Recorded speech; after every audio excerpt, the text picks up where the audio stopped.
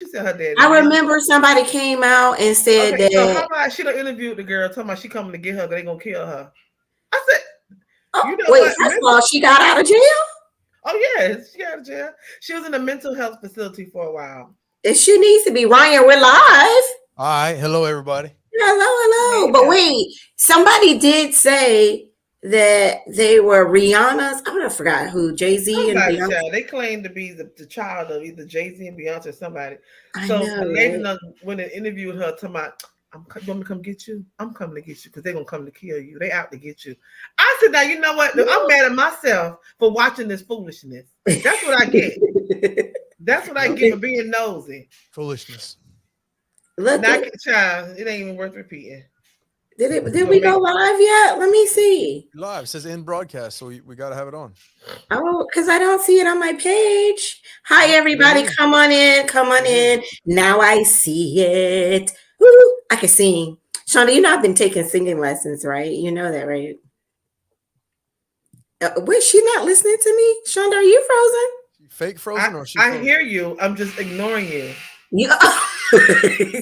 Come in, everybody. Everybody, come in. Wait. So, what did you say, Ryan? Ryan, I can sing, right, Ryan? Yeah. Thank you, Ryan. Everybody can sing if they want to. It doesn't mean that I sound good, but everybody can sing, right? If you sound good is a different question. What? Hi, the other Ryan. I'm gonna speak to the other Ryan since you're telling me I don't sound good. Can you sing? Yes, you can sing. Thank you, but I sound good. Hi, Katrina. Katrina and Ryan, Katrina and Ryan, we're gonna have to give out like awards. You guys are like our top listeners. You've been with us and riding with us for a year and a half. Sarah, you are right there too. Good evening, everybody. Come in. Good evening, Ryan, Katrina, Sarah, everybody. I'm sorry, y'all. I was looking for my tape. I have a piece of tape that I put on my mouth when I don't want to say anything wrong. So I'm looking for my tape. Give me 1 second. Hold on. What is the problem? I don't understand. I mean, in the audience, if you guys think that I can sing, let them know that TK can sing. If you actually heard me sing before, my cousin Trina's on here. Trina, let them know that I can sing. Thank you very much. She must have done some karaoke on her cruise or something. She got all. I did, and they all have my tape, but I have my workout band. Let me use this. Yeah, no. Whatever, Shonda. I'm not even paying you any attention. I'm not listening to you. I don't care. Yes, I went on a cruise and I did karaoke and I got a standing ovation. Thank you very much. Probably for your dramatization. You probably was over the top and act. It wasn't for your singing. You probably was dancing and everything else. It was not for your singing. I guarantee it. Whatever. But I'm glad you had fun. Thank you. How was your weekend? Everybody come in. Shonda, Ryan, I need you guys on comments tonight because we have so much to talk about. As everybody is coming in, let's say hello to them. And I want to start off with you, Shonda. How was your weekend? Now, I can never remember what I did on the weekend. Oh my God. I think yesterday I stayed home. I do remember yesterday. Yesterday I stayed home and did laundry and cleaning. But I don't know what I did Saturday. I can't remember. But I did stay in the house all day yesterday. Oh, that was nice. And called me. Girl. Everybody, I just want you guys to know Shonda had a fit that I was gone for 8 days without talking to her. And the 7th day, she would have called me and make it seem like it was a mistake. No, it was not a mistake. You missed me. Just say that you missed me. Ryan. Yep, I'm here. Please help. Intervene. Please. I'm not going to sit here and let this girl lie. I'm prepping for my She texts me almost every other day. What? First of all, I'm on a cruise. She messaged me on Instagram. Do I need to go pull up do I need to pull it up? Listen, I'm on I got receipts. Don't do that. Whatever. So you missed me just as much as I missed you, so don't go there. Whatever. And I did call you by accident because we were texting and my hand hit the button to call you. Oh, it just hit the phone. Oh my God. Yeah.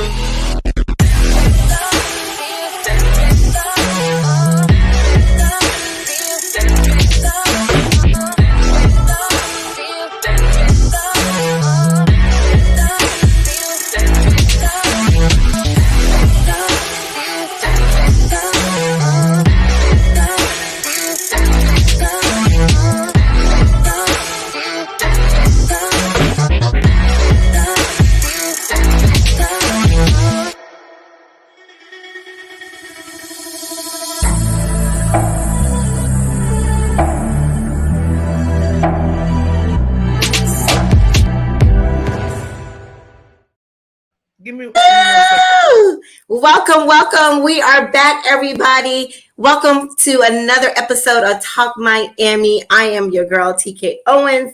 I know we took a week off, and actually today is a national holiday, but hey, we just wanted to keep things moving. So speaking of that, we do want to wish and hope that everybody had a good rest today because it was Happy President's Day. We want to make sure that we give all acknowledgement to all of our presidents for thank you, Ryan.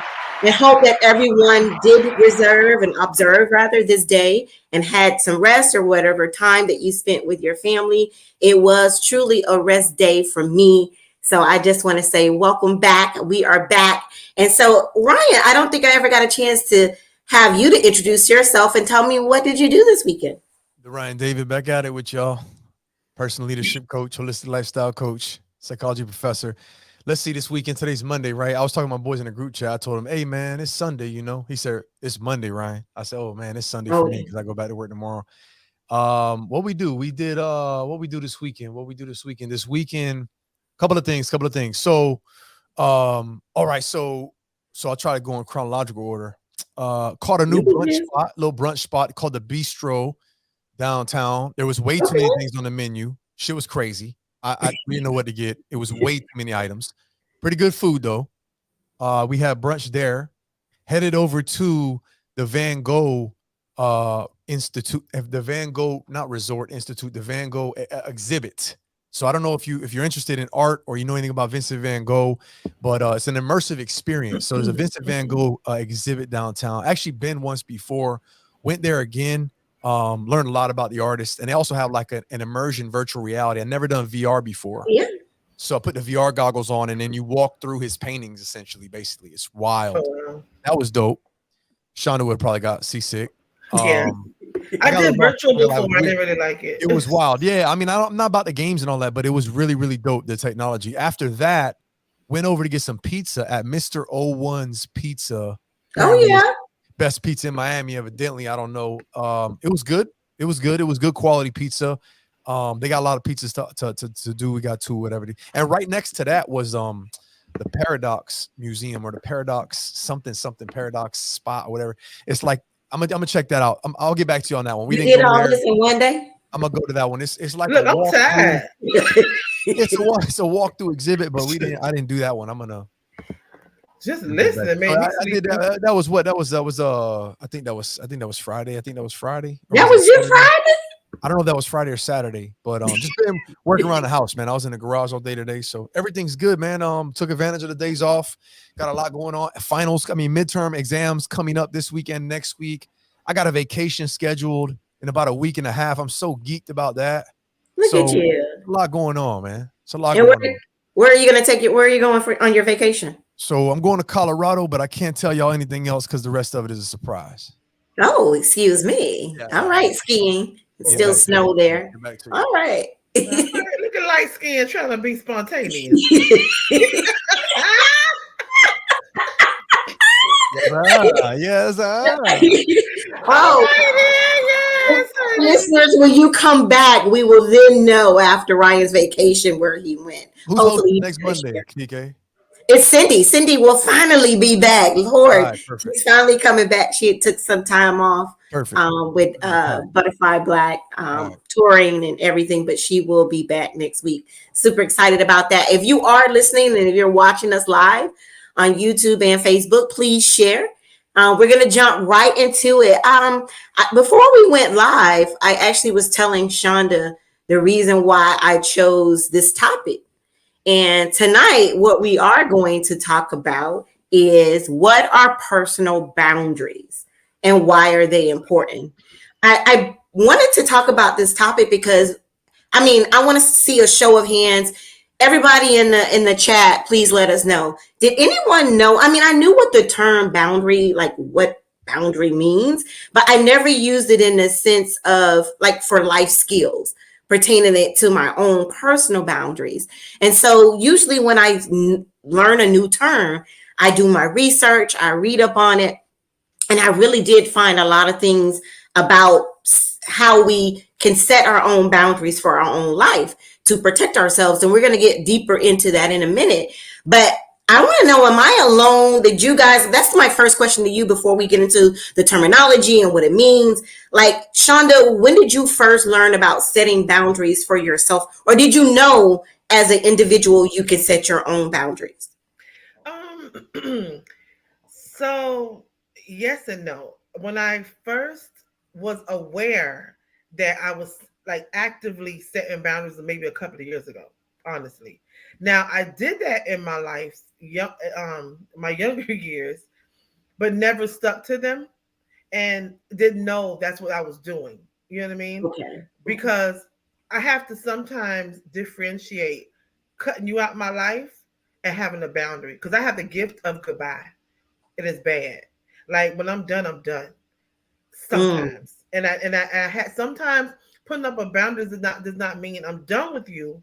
It just means um I'm not allowing certain things to go on in between us so that I'm not affected by it anymore. You know what I mean? Such as maybe a conversation I have with someone, like a topic of a conversation I may have with you may trigger something in me. So a boundary for me was like, we're not going to talk about this when we're together. We're just going to Right. talk, like, we're not going to talk about personal stuff. We're going to talk about business. That's the boundary. If I got if you. if in relationship with me and you, talking about personal always causes us to maybe have an argument or a disagreement, then me and you will not talk about personal anymore. I'll set a boundary up like that. That's just an example.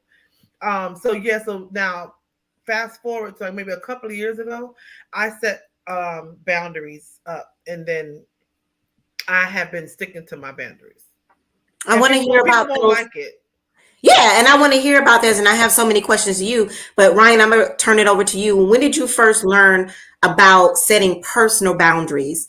I knew what the word boundary was, but like setting your own personal boundaries, I did some research and found out when it came to life and how we use it today. But what are your thoughts?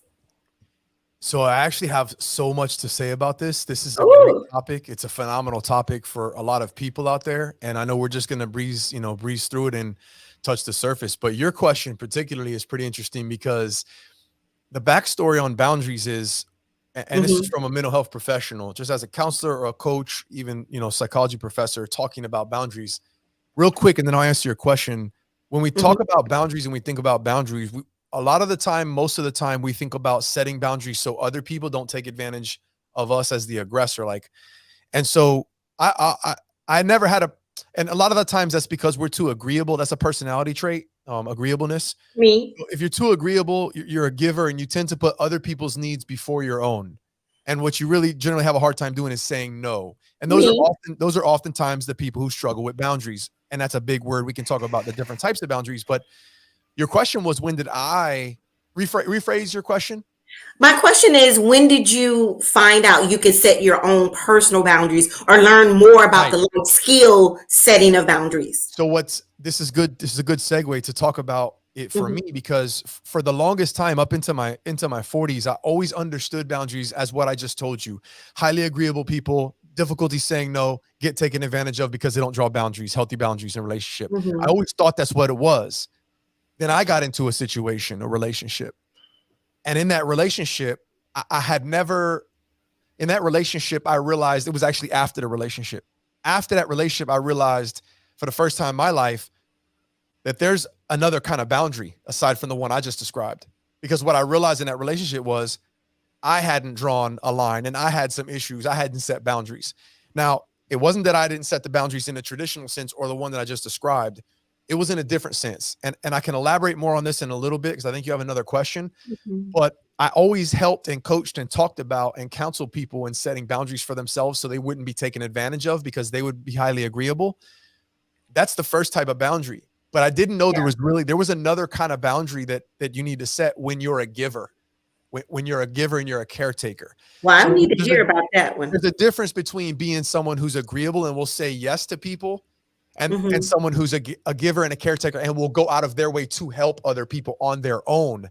That was me. And I need to realize, I need to pull back. I need to have limits on how much I'm going to help on my own initiative. No one's taking advantage of me. I'm just overextending myself. And what I Yes. found was I wasn't drawing boundaries as to how much I was going to extend myself. Mm-hmm. And I know that might Me be Mhm. too. subtle. There might be not that obvious of a difference, but I'll expand on it a little bit. But It was then. It was recent. It was within the last 5 years that I realized, within the last 3 maybe, that I realized, wow, there's another type of boundary out here. And it's not just for agreeable people getting taken advantage of. It's for helpers. It's for givers. It's for doers that want to care for other people. Right. They can take care of themselves. They're fine. They can say no, but they want to help. And if you got somebody who's really, really in a space that will absorb that, they won't tell you to stop because you're overextending yourself. They'll just soak it up. They'll just be there gladly. So it was recently. It's a really good question, a really good topic. I have a lot to say about it. I can't, and I learned so much just even researching it. There's so many different pieces to it. Like there's the ways, number of ways, and there's different types of boundaries, and then there's boundaries in relationships. It could be for friendships. It can even be for coworkers at work. It could be boundaries when you are even with family. So I was like, oh my God, there's just so much. But I love reading and I love new things. And one thing that I wanted to first look up, I was like, okay, let me go to Webster's dictionary, right? I was like, what does the word boundary means? And it was not there. Now, in the terms of it being in life skills. And so, of course, what I'm going to read to you now is the Wikipedia version of what they say personal boundaries are. So they say personal boundaries, or the act of setting boundaries, is a life skill that has been popularized by self-help authors and support groups since the mid-1980s. It is a practice of openly communicating and asserting personal values as a way to preserve and protect against having them compromised or violated. I was like, you know what? That's just too terminology for me. I was like, just break it down in layman's terms. And so I did find a life coach, Dr. Sharon Martin, and she says, what are boundaries? A boundary is an imaginary line that separates me from you. It separates your physical space, your feelings, your needs, responsibilities from others. Your boundaries also teach other people how they could treat you, what's acceptable and what isn't. Without boundaries, people may take advantage of you because you haven't set limits about how you expect to be treated. And when I read that, Shonda and Ryan, I was like, light bulb went off. It's like, teach people how to treat you. Exactly. I was like, what do I accept and what I don't accept? And to be fair, does that other person know that? And so is that what you got? That's how I took boundaries. I want to know from the listeners, what are some of your boundaries? Did you learn about this? Please let us know in the comments. But I'm going to turn it back over to you, Shonda. Is that was like, don't cross the line. Like once I tell you what I like and what I don't like, now you know. Shonda, I would love to hear from you. How do you sum it up in like one sentence? Don't try me. Try Jesus. That's it. Next. Ryan, like for me, I'm going to teach you what I like and what I don't like. How do you take a look at it? In one sentence, Ryan, how would you sum up boundaries? That key is communication. That key is communicating. First, identifying what your boundaries are, and then explaining and expressing those in appropriate terms, not assuming that people know what they are. But like I said earlier, I say teach. I live by that model. You teach people how to treat you. They won't know. But once they do know and they are aware and they continue to do the opposite, that's when you set up your boundaries. Tony Robbins says you get what you tolerate. Yeah. You get what you tolerate. Yeah. And Karen came in. She says, as a social worker, I had to learn to set boundaries with my clients. Most recently, I learned to set boundaries for myself in order to protect my peace. Mm-hmm. Thank you, Karen. Shonda, I hear you saying that a lot. You said that you learned to set boundaries to protect your peace. Was that for you or for the other person? For their safety and my sanity. Pretty much, because there are, it's not that dramatic, but there are certain people, and let me go back. Because I have been through some things, I know that my fuse is a little shorter, and it's not in a violent way. It's as a, okay, let me put my wall back up. This doesn't feel right. This doesn't, I don't like how this person is speaking to me. I don't like how this is going. This friendship doesn't feel too good. Let me back away, because when you've been victimized, you don't want to be a victim anymore. And no matter how much and the PTSD kicks in, and sometimes you just set up different boundaries because you just don't want to experience those things anymore. So there have been times where, and still to this day, I have to say, okay, this is not healthy for me.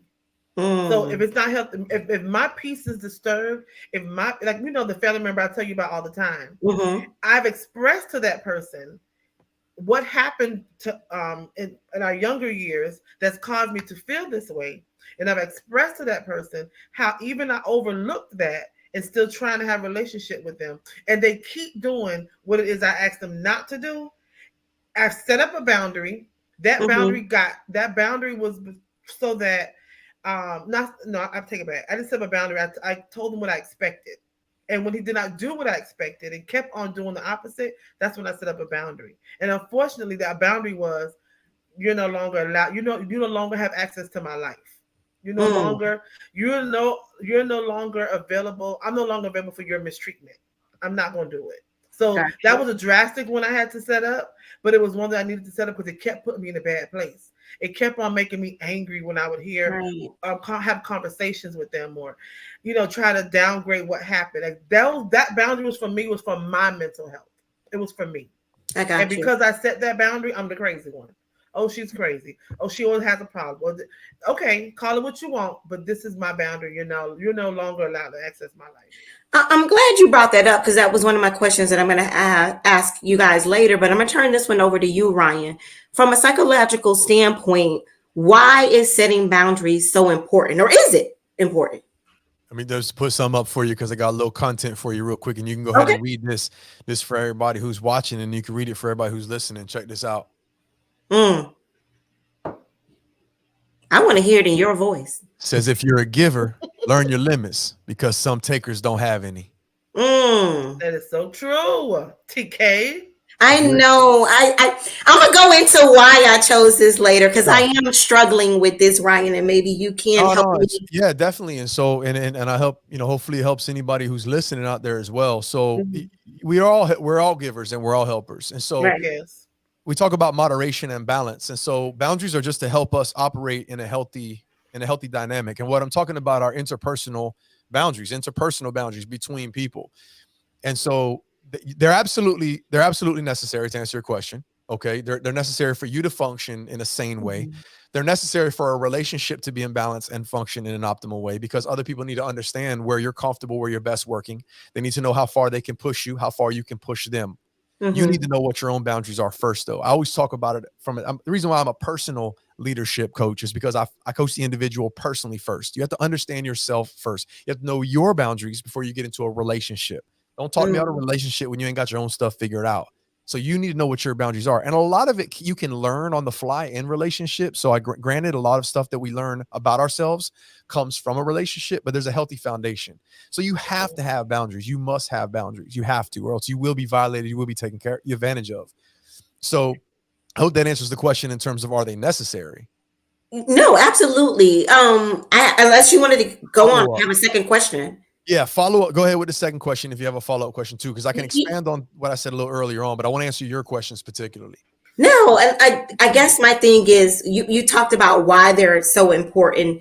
My next question is, what if you don't learn what your boundaries are? How can you communicate that? So are you not supposed to be involved or interact with other people until you figure out what you like and what you don't like?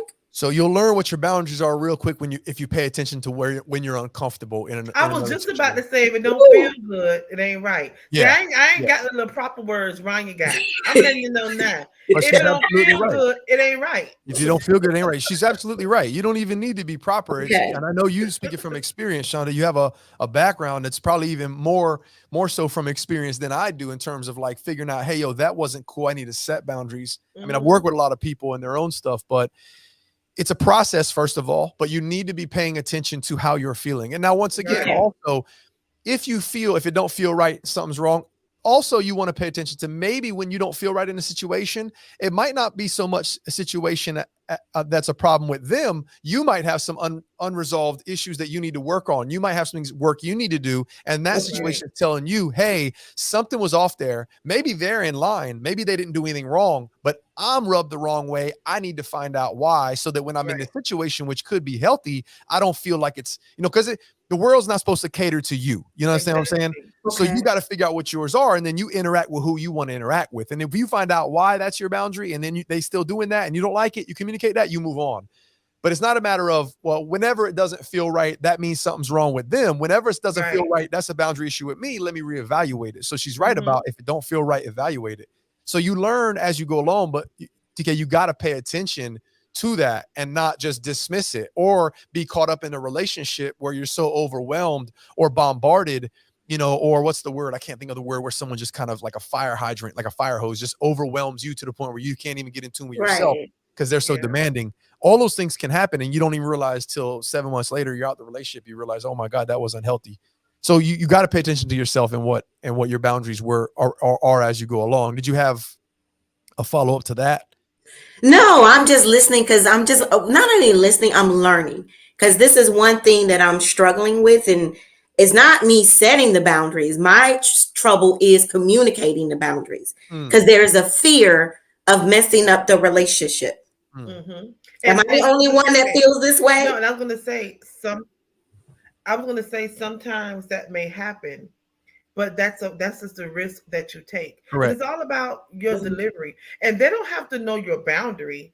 They just need to know. You need to communicate with them what you're no longer accepting, and they don't have to know this is a boundary. That's for you to know. It's a deliverable that they can understand, something tangible. I don't need to know what's up with her. I just know that I can't do this and say this in this tone and that. That's like the specific. You have your own specific boundaries for a reason, but. Yeah, no, I think there's nothing wrong with what you're saying, TK. It's not so much, it's just, it, but you have a hard time communicating it. Yeah, and again, there's different boundaries in different relationships and different situations. I can give you 125 of them, but I know the situation where I had to be with in this person's space all the time, and all the time was an issue. So I had to go to the person, the powers to be, to say, listen, I've spoken to this person. I've said this and I've said that. I've asked them not to speak to me in this tone or in this manner, and they keep doing it. So from now on, they're no longer allowed to speak to me. And I said that, and I meant that. So they needed something from me. They had to tell somebody else for that person to tell me. Because if I asked you, and I asked you more than once not to speak to me in this tone, you keep doing it. Okay, I got something for you. Don't talk cut you out the equation. Just cut them out. You cut out, period. Because I gave you several chances, and I had a conversation, and I communicated that. So I went over their head. I said, listen, I know we have to communicate, but I can no longer communicate with this person because I tried. So from now on, they need somebody to go to this person and have that person come to me because I'm not doing it. They said, okay, I understand. Because it was something that was talked about more than once. You know what I mean? Right. So Tika, you have to do, because if not, I'm going to go off and I'm going to look like the crazy person. That's usually what happens to me. And I'm going to tell you, that's what you get, because I've talked to you and I know you've gotten to 10, and I've been telling you, TK, you've got to set your boundaries. If not, you're going to always be in this bad place, in this bad space. You know what I mean? You got to say something. TK, you got to be okay not being okay with something. They're not okay. You got to be okay not being okay with something. Like when you feel like, no, I'm not okay with that, it needs to be okay with you to be not okay with something. Like when something is, for me, it's easy because when I'm in a situation, like I'm a happy-go-lucky guy. I'm a people person, and that I'll roll with the flow. But I have a hard stop on things that kind of rub me the wrong way, and I'll just stop and be like, yeah, nah, like, and then I'll phrase. You'll say something. Yeah, I mean, in the way that's obvious, like if it's obvious, I mean, there's tact and there's skill to it, and there's a lot of that I have gotten over the years. But as soon as something, is not okay and something gets set off for you and you're not okay, you got to be okay saying like, nah, I know what I'm feeling right now, and it's okay for me to feel that. So let me go ahead and say it.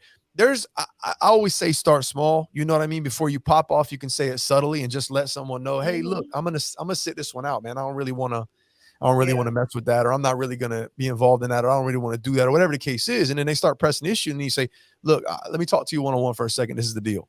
And then it's more formal and you lay it out. But I mean, we're kind of speculating on different situations. So I don't know exactly what the situation is. Is it work? Is it personal? Is it family? What is it? You know what I mean? Like it depends, but you need to be okay not being okay. Right. And listeners, if you're listening, Ryan and Shonda, I'm new to this, so I'm learning how to set boundaries to protect my peace.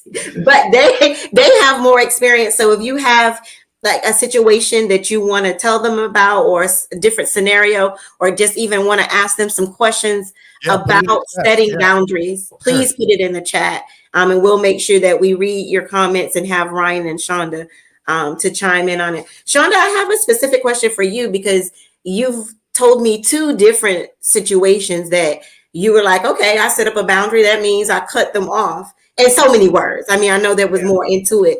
So I want to ask you, I understand, do you think that people can change their boundaries over time?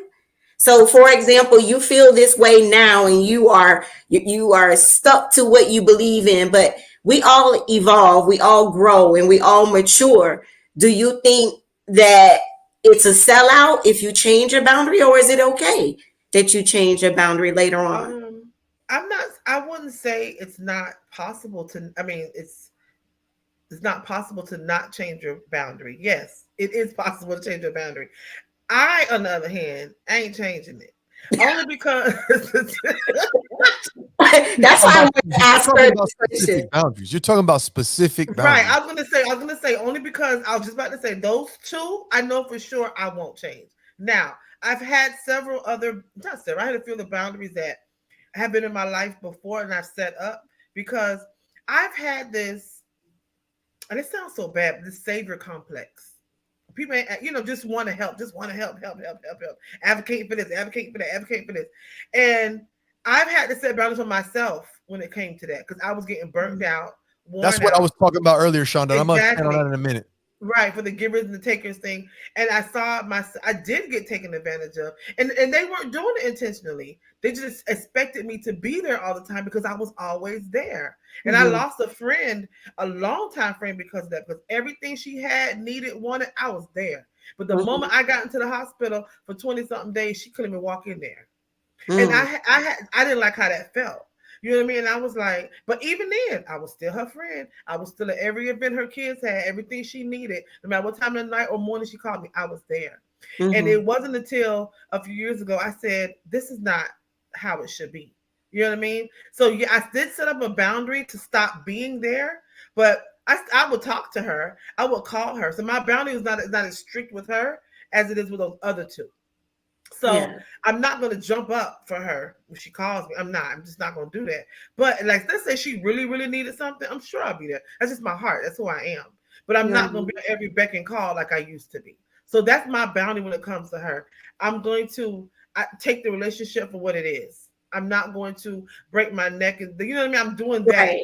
So that boundary with her, and it could, listen, that boundary could be moved, changed, fixed, whatever.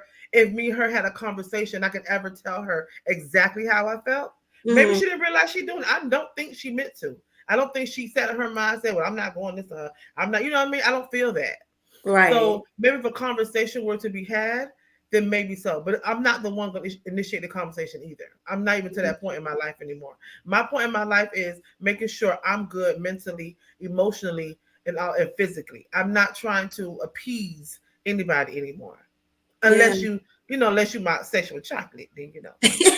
And Ryan, speaking of that, so is setting boundaries for the individual, like for their self-care, not so are you saying that you're not empathetic to care about someone else, or is it a dual responsibility? I hope that came out right to Ryan. I want to make sure I understand what you're asking me before I answer it. You're asking me, are the boundaries that you're setting, let's use UTK, for you, or are they for them? Or and then you said something else. Right. I was saying, is it for the person for self-care, or is it for the other person? No. Or is it a dual responsibility? No, let's be clear. When we're talking about boundaries, we're talking about personal boundaries for the individual. Okay. Now they might be in the context of a relationship. So therefore they might be related to the other person. But when we talk about boundaries, we're not talking about compassion or empathy or those sort of things. Those are the things that get you in a situation that cause your boundaries to be blurry. So let's keep those conversations separate. Go ahead. Because don't you have to seek to understand how a person feels? Because what if your boundary may be something that you like, I don't like, and we're not aligned on that, but I have to respect that that's how you feel. So isn't that empathy? Yeah, but I hope I'm not getting too deep, or am I wrong? You need to have empathy for yourself. It's not deep enough for me because I want to know what the situation is exactly so that you can say, look, I can understand that you're comfortable with that. And then I can understand that that's how you roll. But I also can say I'm not, so I can draw a line. It sounds like that's what you're asking. I guess I was trying to say if a person sets a boundary for themselves, a personal boundary of what I like and what I don't like, it's up to the other person to understand. And that's the word empathy, how they feel, correct? What it sounds like you're talking about is, yeah, but the empathy and understanding is on the other person's behalf because you've set a boundary. Okay. What does that got to do with you having empathy or compassion for their boundaries? Sure. I got you. Yeah. I don't know. I was trying to think of responsibilities on both parts. Well, that's what it is. That's what it is. Real quick. You have a responsibility to establish and communicate your boundaries. They have a responsibility to have compassion or empathy for your boundaries and vice versa. That's how they work. How can I be respectful of you and your boundaries if you don't identify them and communicate them? Okay. So that's where that comes in. Shonda gonna get on me about that one later. I already know that. And we're talking about interpersonal relation. We're talking about interpersonal boundaries. I just want to, for the sake of this conversation and frame it a little bit more, TK, to give you information. I don't know where you're going with the next question. I know we have more to talk about here, but just so that when I'm talking, at least comes from where I'm coming from here. When I'm speaking mainly when it comes to interpersonal boundaries. So they're boundaries that an individual sets in relationship to other people. But I want to be clear, there are many types of boundaries, and I'll just give you a couple of different examples of categories. Sure. Physical boundaries, sexual boundaries, financial boundaries, emotional boundaries, mental boundaries, time, topic. These are all, I said financial, right? These are all examples of where you may want to or need to draw a boundary in your own life with someone else. And so, like, for example, physical boundaries, you might confuse those with sexual, but physical boundaries maybe are your personal space. Maybe it's someone borrowing your clothes. Listen, if you're going to borrow my clothes, I need you to check with me first and ask me. That's a limit, a boundary, a hard stop I'm putting on myself. So it's something that you're doing for yourself, but you communicate that to someone else, and they either respect it or they don't. And if they don't, you get out of that relationship, you move on, you understand it, you go over their head, like Shauna said, you make a next move. So when we talk about boundaries, those are examples of some types of boundaries. Let me know when I can elaborate on the two types of boundaries that I've identified as far as givers and helpers, because that's also important too. I want you to go into it before we go into, because after you talk about the givers, we're going to go to Shonda's community corner. Then I want to talk about healthy versus unhealthy boundaries. So go ahead, Ryan, wrap it up. Okay, so in terms of what we were talking about earlier, and I'm glad that Shonda talked about it and spoke from experience with it as well. Like I said, a lot of people, it sounds like, TK, you're coming from a place where you're struggling with as a giver. You're struggling with that one, with being a giver and being taken advantage of it. So I broke this down. I have some notes in front of me, and I really want to either talk about this on my own podcast more in depth or put a YouTube video on about it. But I have some notes that I had in a script here. What's very common are the givers. The givers are very oftentimes agreeable people, call them givers. And oftentimes they're dealing with someone who is selfish or aggressive. The other person is somewhat selfish or aggressive in a certain way. It's more overt and it's more obvious. And so this is about what you'll allow others to do, okay? Others will violate your boundaries. And we usually recognize when this happens. We feel guilty. We're guilty of these boundary violations because it feels wrong because of what they did. Either we know we should say no, or we get resentful for not saying no. The other example... I'm sorry. I'm so sorry. Evangelist Ryan David, at this point, because he's talking about me. Read that last line. Just that last line, what you just said. So I'll just sum it up. I'll sum it up once again. Givers are often very agreeable people, and they struggle with people who are selfish or aggressive. Oftentimes, it's more overt. It's obvious. It's what you allow other people to do, and other people will violate your boundaries. Now, we usually recognize when we are guilty of these boundary violations because it feels wrong, either at the moment or later on. Either we know we should say no, or we get resentful for not saying no, and that eats us up. Talking about me. Yeah. So I noticed that's the giver, and that's the common. Those people are often the ones that go to psychotherapy, not because they have some mental illness. They go because they need to establish healthy boundaries and be more assertive. They need to go back to their family, their spouse, their friends, and say, look, not any more of this. And that's why a lot of people, I had a psychologist tell me, most people that go to psychotherapy don't go because they're mentally ill. They go for assertiveness training in their relationships, period, as an individual. But the other one that I was telling you that I associated with myself, that I identified, that I think exists also is less common. Those are the helpers. And this is what Shauna was alluding to earlier. The helpers, caring people, helpers with needy people that's more covert or subtle in the way they need you. They're not overly aggressive in what they're asking or demanding or taking from you. They're needy and it's more subtle. They're needy people. They're tend to take from you in that sense. So common helpers, these individuals who struggle with this type of boundary tend to be more secure, more independent, more confident, more supportive. Love gets hijacked by emotional support oftentimes with these situations. So you love someone and then you become the emotional support system by default almost. This isn't about what you allow others to do to you. This is about what you will do for others. And here's the thing. In this situation, as a helper, you violate your own boundaries. They're not violating yours. Right. Why are you talking about me, Shonda? Girl. Okay, you'll find out after the show, Ryan, because she's just talking about me. But guess what? You're helping me. I really am learning.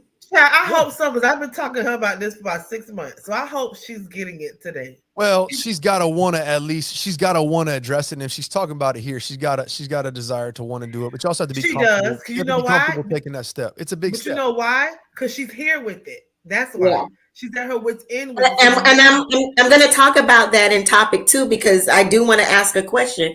Once a person does have resentment and now aggravation and just anger, could it be fixed? So don't answer it now. That's going to be part 2, because right now we are going to take a break because we're heading over to the corner with Dr. Shonda, Community Corner.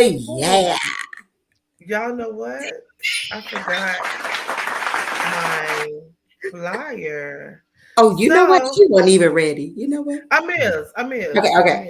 Okay. So I just wanted to let y'all know that this is Black History Month. And it's also the Teen Dating Violence Awareness Month. And because of that, we are having our annual Teen Summit. As soon as I find a flyer, I'm going to post it. But for now, I'm going to skip over that. So I am on Saturday, I have been blessed to be receive an award. Girl, I ain't got that in there either. Wait, just give me 2 seconds. I'm going to pull it in here. I done worked on this stuff today. Okay, here comes my video.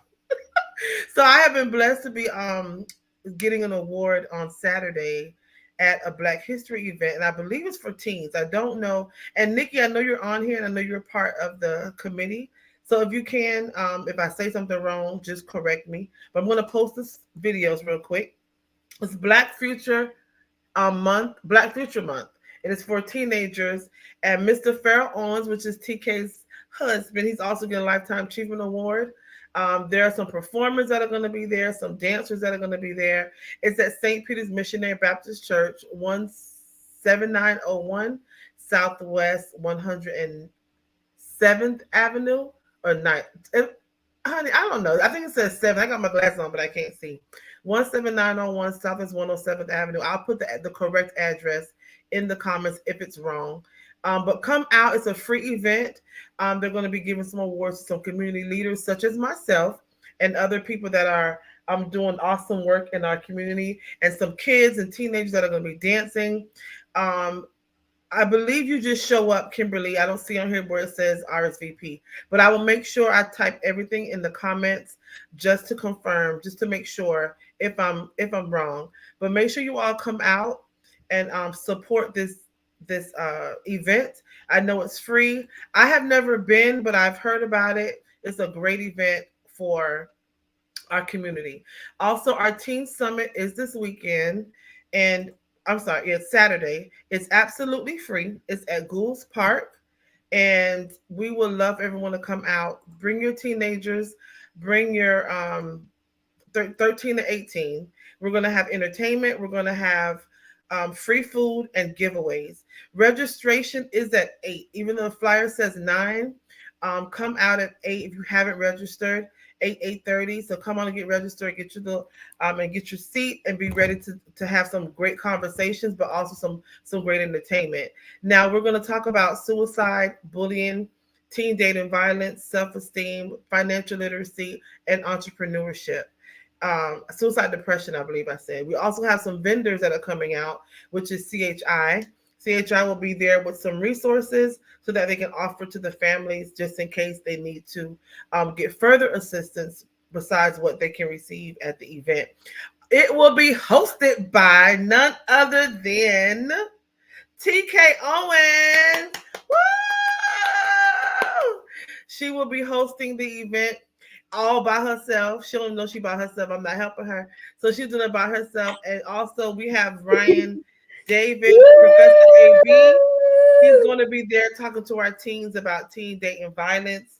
We have a slew of awesome facilitators that will be there to talk to and to talk to our parents. So please, we've been working hard on this event. Come out. It's absolutely free. If you want to volunteer, come do so. Your teenagers will receive 5 or 6 hours of community service hours if they attend the entire event. So please come out. Have a great day. Let's educate our kids and ourselves. Thank you so much. Yay. Thank you, Dr. Shonda, for your community corner. We're going to have a busy Saturday day. Yes. I'm with you all day and all night. Really? Yes, ma'am. We'll be busy. But it's worth it. It's worth it. It is. And I can't wait to see you, Ryan. I met you last year at the Teen Summit. Is that where you met him? Yeah, that was only a year ago. Oh, wow. I kid you not. I know, right? It's crazy. But thank you so much, Dr. Shonda. Now let's get back to our topic here. I can't seem to put the okay, but wait, the boxes back. I found my flyer. Oh, you know what? This girl. The 5th annual Empower Me Teen Summit. Okay, y'all want to make sure I had the right name. I said everything on here. I just want to make sure y'all see the flyer since Sarah Nicole worked so hard on it. But make sure you all come out, please. If you need to reach us, our website is pain2purpose76.org. Our phone number is 305-791-3417. Any questions, please give us a call. Thank you. Yes. So if there's any teachers, principals listening, please reach out to them. Bring your students. I've been there for a couple of years before, and it's a great, great family event. So I'm looking forward to that, and I'll be there this Saturday and be with you all day. But thank you, Dr. Shonda. Let's jump right into, it's more about boundaries, but now I want to talk about setting those boundaries. What is considered healthy versus unhealthy boundaries? And so I want to jump into some of the healthy boundaries that I found online. Guys, just give me a second here. Let's jump right into it. The first one says, here are some examples of what healthy boundaries might look like. Valuing your personal boundaries and not compromising them for someone else. Saying no. Yes, I get it, Shonda and Ryan. I'm going to try saying no. Saying no and accepting when others say no. Okay. Oh Lord, that's when you can't see because that's when the live stuff is over it. You read it for me, Shonda. Let's take turns in class. Knowing who you are and what you want and communicating that to others. Keep going. Engaging in appropriate sharing, not letting others define you or your sense of worth. Knowing that your needs and feelings are just as important as the needs and feelings of others. And Ryan, I'm going to let you wrap it up. Knowing that you have the right to your, I'm guessing that says your emotions and feelings, respecting others' values, beliefs, and opinions while knowing that you do not have to compromise your own values, beliefs, and opinions. And so here are some unhealthy boundaries here. Is disrespecting the values, beliefs, and opinions of others when you do not agree with them. Not saying no or not accepting when others say no. And Shonda? Feeling like you are responsible for other people's feelings and or happiness. Feeling like you are responsible for fixing or saving others. That's a savior complex. Touching people without their permission, engaging in sexual activity without clear consent from the other person. That sounds like rape to me. I know, right? So I just wanted to share with you guys, I just did a lot of research just unlearning how to set my own personal boundaries. And once you set them, then I learned the most important thing that Ryan said is now it's time for me to communicate them, right? And so I wanted to show you guys what healthy versus unhealthy means. And Ryan, I'm just going to throw this one at you. Setting boundaries is new to me. It's not new to me that you teach someone how to treat you, but setting those boundaries, that it's okay to come up with those boundaries and making sure that you communicate it to the other person. But what if how you were brought up and your learned behavior is unhealthy? How do you know what's right from wrong? Before you answer that, yeah, we're talking about that. One of our message in church this month is Family Feud, and our pastor spoke on today. I was listening to it today. When you said that, reminded me that a lot of us have relationships or do life on how we were raised. You've had parents that violated your boundaries growing up. Exactly. Right. So whether it was good or bad, if we don't unlearn those bad things, they're going to carry over into our relationships. There you go. Our friendships, our workships, our whatever ship it is, it's going to forward over there. So that's good. TK, I like that question. I'll let you both answer it, but you go first, Ryan. Yeah, no, TK, I was going to ask you, can you give a specific example just to keep this in context? You're talking just what you said right now.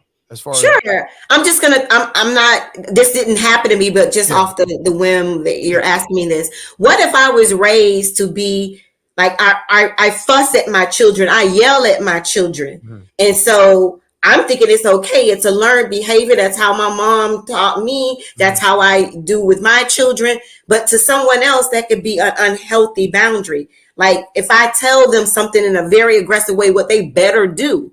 Yeah. Is that setting a boundary or is that being unhealthy? For who? I guess for everybody, but I guess what I'm trying to say, and I don't know if it's coming out right. Oh, because what it sounds like you're saying. I learned growing up, I might think it's okay, but for someone else, they may look at that as being unhealthy. It is unhealthy. And so it's on them to establish a healthy boundary and say, look, the way you treat other people, talk to other people that you've gotten away with your whole life, and you were raised in that same way, and you don't even know you do, is going to stop here.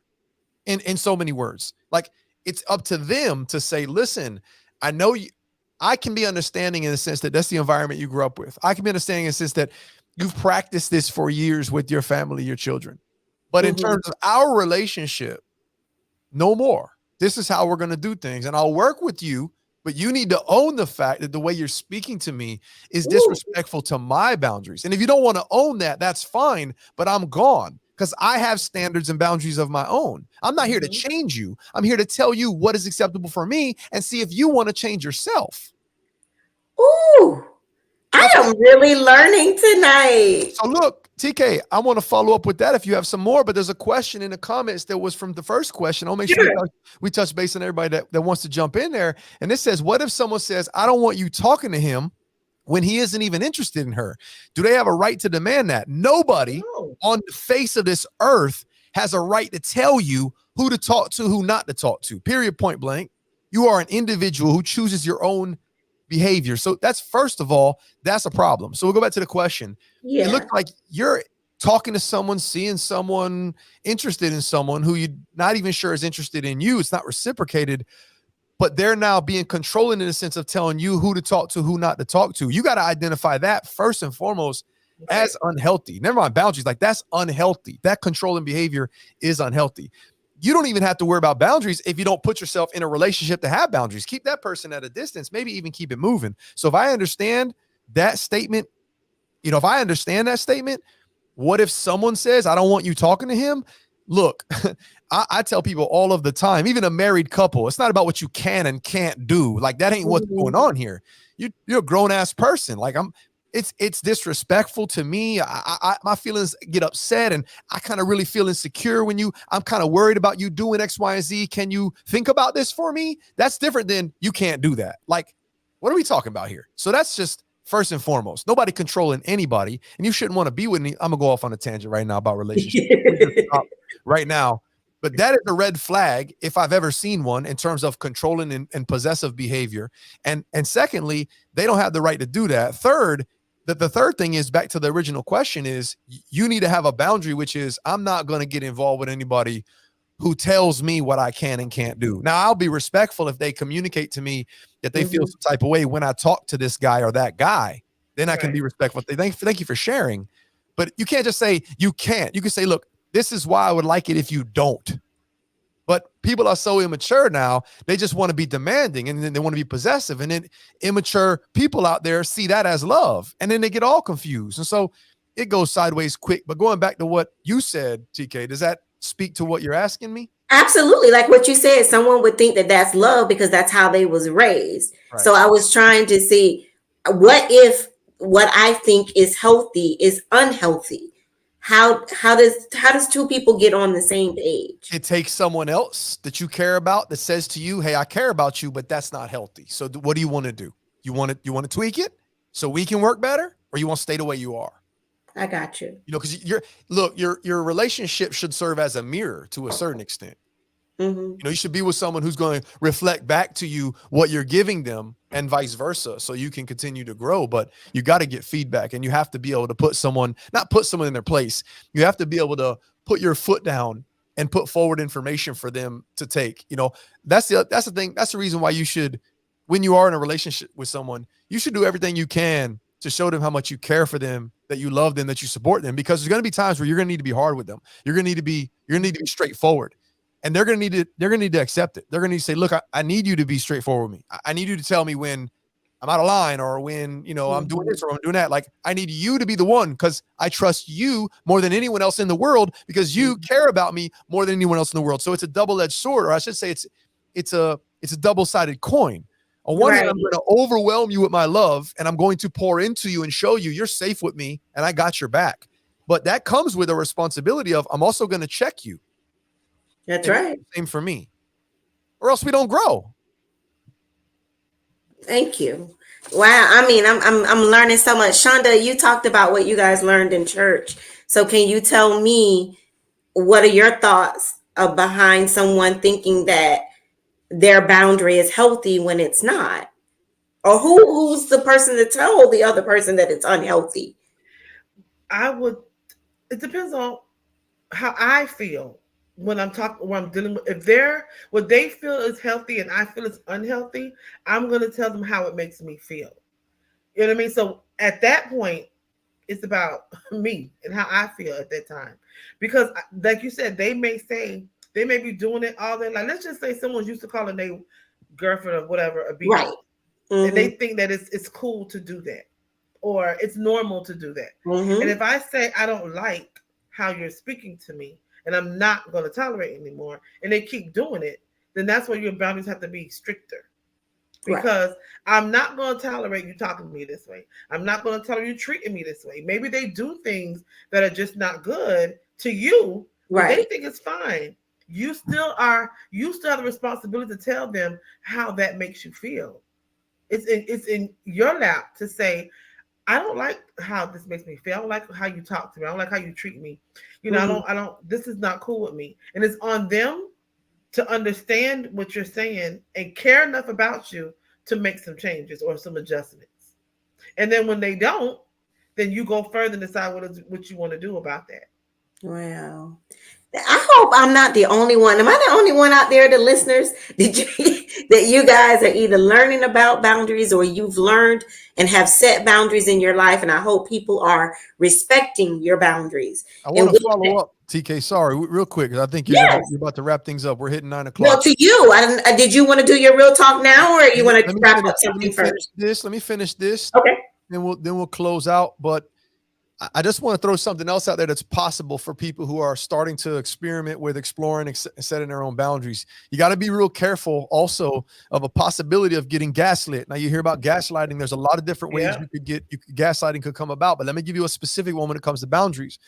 Let's take a man and a woman, for instance. If a man's been in a relationship, 5 different relationships with 5 different women, and they've all accepted and tolerated unacceptable behavior, unhealthy behavior, and then he meets you, and he exhibits this behavior with you, and you identify it immediately as unhealthy, and you go ahead and put your foot down and you say, this is a hard stop. This is unhealthy. Be real careful, because there's people out there who'll say, what are you talking about? You're crazy. You're the only one that thinks this is an issue. I've been this way with 5 other women. No females care about that. It's not a problem. And now you're like, wait a second. Am I the crazy one for thinking this is am I drawing a line where I shouldn't? And then you're going to doubt yourself. And that's a form of gaslighting. So you have to know what your boundaries are and why you have them, and then express them. And the rest is on them. They either stay or they don't. Don't compromise them. You can listen to people you care about, give you feedback, but that can happen really quickly when you start to try to establish boundaries with someone else who really tries to destroy them and make you doubt yourself with those boundaries. And then the other thing I wanted to say in terms of red flags, you know what I mean? Like healthy and unhealthy. I was just looking in my notes that I'm going to talk about this a little bit more some other time. There's also this red flag of where do my thoughts and my emotions end and other people's begin. So when I'm having an emotion, is it an emotion because of my own thoughts that I'm feeling that I'm responsible for? Or am I taking on an emotion because of what someone else is going through or feeling or saying to me? There's a boundary issue there too, right? So I'm responsible for my emotions that I'm having because of my own thoughts and perceptions. But when I start taking on the feelings that someone else is having because of what they're going through, what they're saying, or what they're thinking, and I'm kind of feeling what they're feeling like almost by default because of them, that's a boundary issue too. You need to make sure that you need to know where your emotions stop and theirs start. And the same with thoughts, your own thoughts. I'm having these thoughts. This is the way I view things. That's the way they view things. It's cool. We can talk about yours and mine. But when I start to lose track or lose sight or get to blend into yours and mine, and then I start to feel overwhelmed, that's a boundary issue as well. Woo. Lord, I don't went to school with the professor tonight. I know this is a great topic, and I happen to have notes for this. So I'm really, when I saw you do the whole show on this, I thought, man, I have something that I've been meaning to do on it. Hopefully I can share the value and the content with you all. I know Shonda has some experience and some views as well. So it was a good one. And I'm going to order a book and I'll share it in the link. I just want to learn. When I'm not too familiar with the term, my first thing is that I want to research it and learn more about it. So I'm at my beginning stages of really learning how to set my boundaries. Then from there, learning what different types of boundaries there are, then communicating those boundaries. So more to come. I'm hoping we'll talk more about this, but we're going to turn it over with that. The definition is yes, absolutely. Yeah, go ahead, throw it my way. I'll take it for a minute. Yes, and speaking of that, because he's wrapping it up and he's so knowledgeable in this, and that's why we're going to turn this over to Real Talk with Ryan David. Ryan, go ahead and take us home. Thank you, T-Guy. I appreciate that. Yeah, tonight I really just real talk want to talk to you about something that I decided actually right after New Year's, man. It was something I've had on my mind here for over almost 2 months now, and I really thought about it with New Year's Eve, and real talk tonight. I just want to let y'all know, man, I'm done scrolling, man. I'm done scrolling. I thought about my use of social media. I thought about what I'm spending my time doing, and I just get on the timeline. I start scrolling. I'm killing time. I'm wasting time. And what I'm doing is I'm consuming other people's content just mindlessly. Now, it's different when you use social media and you look for something or you follow someone in particular. But when you just do it almost unconsciously by default and you're wasting time, you're consuming content that's not really online or on brand with you, I'm done scrolling, man. And I thought about this for a long time, and it really is in line with something else that I've struggled with, which is healthy selfishness. At what point is it okay for me to say, you know what? I'm going to focus on me. I'm going to focus on what I'm doing. I'm going to focus on what I'm creating, and I'm going to focus on what I'm putting out. And that's what I'm going to do. I'm not going to be absorbed or consumed by what everybody else is doing. Now, that's not narcissistic or selfish, but I got to stay focused. And I think when you stay focused on a task with intention and you're meaningful about what you're doing, there's nothing wrong with that. And that's actually the key to success. But in today's day and age, we have to have blinders on when it comes to all of the opportunities to get consumed with other people's content. So I'm done scrolling, man. I'm going to focus on me. I'm going to cut down being the distractions and being sidetracked with other people's content that really is supposed to be doing what I'm trying to do with my own content. Good for them. Mm-hmm. It's out there. But in this world, in this sea of social media with everything to consume, if you just start scrolling, it's a wormhole you're not going to get out of, man. I'm done scrolling. If I catch myself, I'm immediately going to think about, what am I doing? What am I producing? What could I be producing? What could I be putting out that's of value that's going to be here after I die? Because I want to drop as much content, put as much information out there as I can for other people to consume if they want it. But I got to be intentional about what I'm putting out there. I got to be intentional about what I'm doing, I should say, and what I'm consuming. And I'm done scrolling. I'm done just mindlessly scrolling. So real talk tonight, maybe think about what you're doing with your time. When you start scrolling, is it intentional? Or is it almost unconscious? For me, I'm done scrolling. I thought you were gonna say you done swiping left. I got happy. And I finished. I was done swiping left a long time ago, Oh, Sean. I tried that. I tried that for 15 minutes, man, and that was a wrap. I'm an in-person type of dude. Listen, thank you, Ryan, so much. That was real talk with Ryan David. Ryan say he's done. When Ryan say he's done, he's done. Okay, he's not scrolling anymore. I don't blame you, guys. I forgot to ask this last question only because it's going to help me, both Ryan and Shonda. I'll let you both talk to me, and not only me, for the listeners that are out there. What if an individual, and I think I asked you this question before, but I didn't get your answer. What if a person is now, if you don't communicate the boundary, it has now, I guess, resentment and anger is now being developed. Because you didn't communicate it to them. Because I did, because it hasn't been communicated. Okay, or yeah, can it be fixed? At this point, can resentment and anger be fixed? And do you still set boundaries, or what if a person has gotten to that point? I think they go hand in hand. I'll just jump in real quick, Shonda. They're mutual. First thing you have to recognize is what the boundary needs to be, and that you have resentment about not establishing it. And you can own that. You can say, listen, I'm going to be honest with you. This is how I'm feeling because I failed at setting a boundary long ago, and I have some anger and resentment that you've been violating it. So I want to let you know that. That's not your fault up to this point.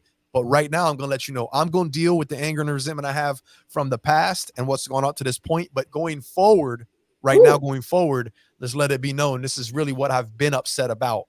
So after this point, I'm going to watch what you're doing now that you know, in so many words. Oh, Shonda? What he said. Shonda yawning. She copping out.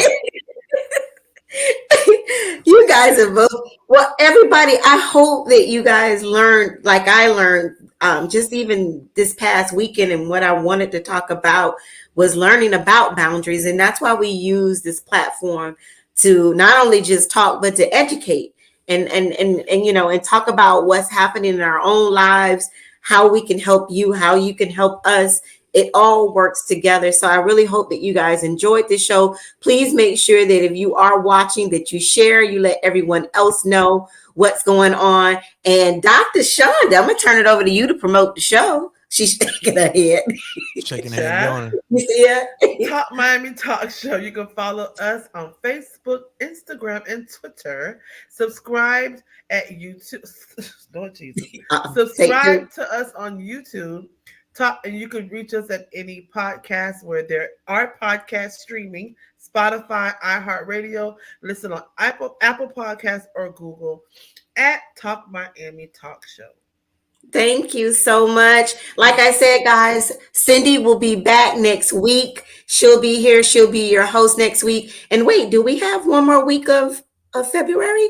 Yes, we do, right? I was going to say, is this the last weekend of Black History Month? But I think we have one more week.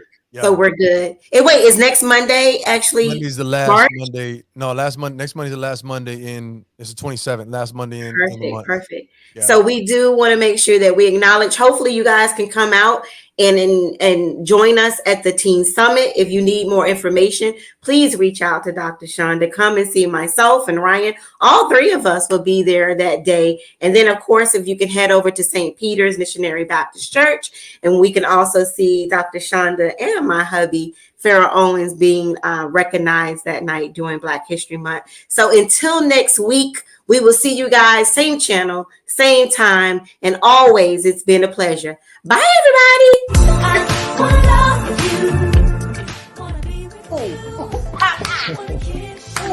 All right, ladies. Bye, everybody. Have a good night. Good night.